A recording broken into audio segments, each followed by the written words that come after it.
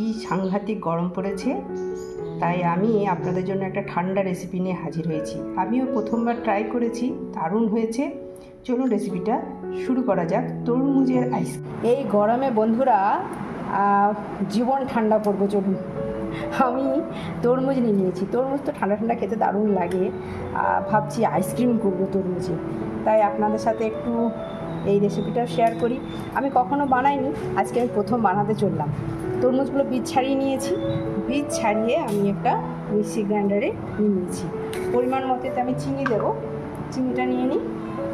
একবারেই আমি মিক্সি গ্রাইন্ডারে চিনি সমেত আমি এটা পিষে নেব। যে যেমন মিষ্টি খেতে পছন্দ করেন সেই রকম খেয়ে নেবেন, সেরকমভাবে নেবেন। আমি এখানে 3 চামচ মতো নিয়েছি। দেখা যাক, যদি লাগে আমি আবার পরে দেবো। একটু এর মধ্যে আমি বিট নুনও দিয়ে দেবো।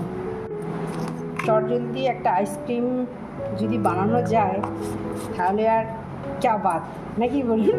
চলুন, আমি এটা ততক্ষণ মিক্সিতে পেস্ট করে নিয়ে আসছি। দেখুন, পেস্ট করে নিয়ে এসেছি, একদম পুরো শরবত হয়ে গেছে। আমি এটাকে একটু ছেঁকে নিচ্ছি, বুঝেছেন।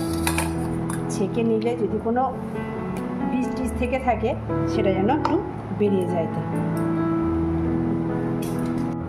এবার আমি আইসক্রিম মোল্ডে এটা ভরে নেব, সবগুলোই ভরে নেব। আমি কিন্তু একটু টেস্ট করে দেখে নিচ্ছি মিষ্টিটা যেন ঠিকঠাক হয়। আইসক্রিম যে যার পছন্দ মতো অবশ্য আপনারা মিষ্টিটা দিতে পারেন। আমার এই 4টে হয়েছে, দেখা যাক কেমন হয়েছে।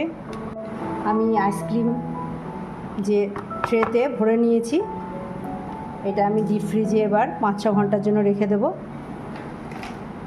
তারপরে ফিরে আসছি।